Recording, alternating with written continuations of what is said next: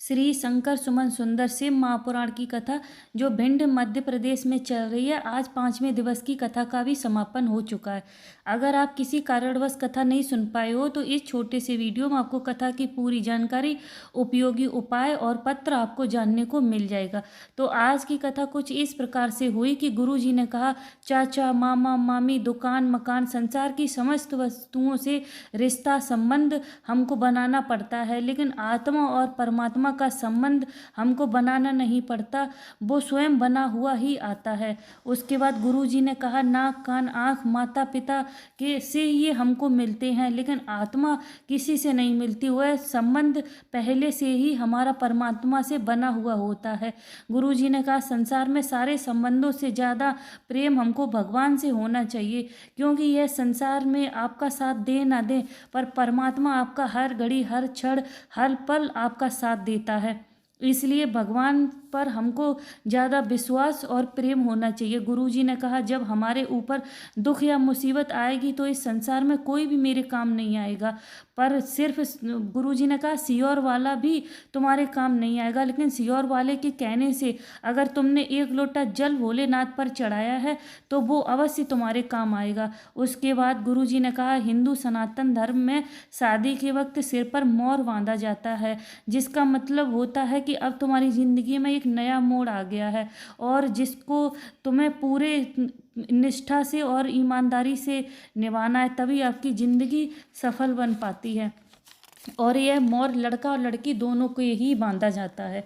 तो गुरुजी ने कहा, अगर आप अपने बच्चों को संस्कार दें, गाड़ी बंगला दें ना दें, अगर आपने संस्कार दिए हैं तभी आपका जीवन सफल है, उससे आपका जीवन सार्थक और सुखमय है। गुरुजी ने कहा, आज के लोग कायदे के नहीं फायदे के लोगों को ज़्यादा पसंद करते हैं, जो तुम्हारे काम आए, जिनसे तुम्हारा कुछ काम हो। लोगों को अच्छा लगेगा कि तुमसे फ़ायदा है, तभी वो तुमसे संबंध और रिश्ता रखेंगे। अगर तुमने कायदे की बात कर दी और उन्हें भगवान की भक्ति से जोड़ा और तो वो तुम लोगों को पसंद नहीं करेंगे। इसलिए हमको कायदे का नहीं, फायदे का नहीं, कायदे का होना चाहिए, तभी हमारा जीवन सार्थक है। तभी कुसुम जी पत्र लेकर आई। उन्होंने कहा, मेरी छोटी बहन के यहाँ काफ़ी वर्षों के बाद बच्चा हुआ था, 7वां महीना चल रहा था, उसकी हालत ठीक नहीं थी, काफ़ी हॉस्पिटल में ले गए पर किसी ने भर्ती नहीं किया। तभी सरकारी हॉस्पिटल में ले गए, डॉक्टर ने जांच की तो बताया बच्चादानी फट गई है। तभी डॉक्टर ने ऑपरेशन करके बच्चे को बाहर निकाला, जो कि पुत्र था।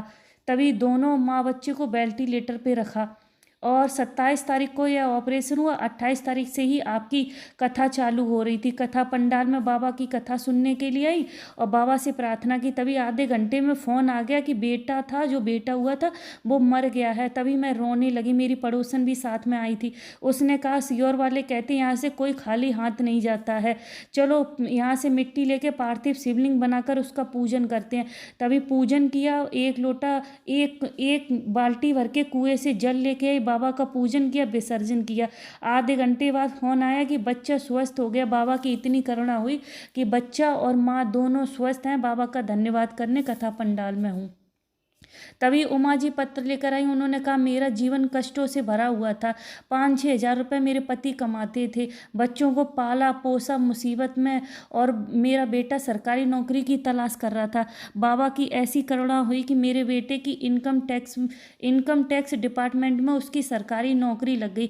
मेरी तो कई पीढ़ियों में सरकारी नौकरी नहीं है, पर बाबा की करुणा का क्या वर्णन करूं। बाबा का धन्यवाद करने कथा पंडाल में आई हूँ।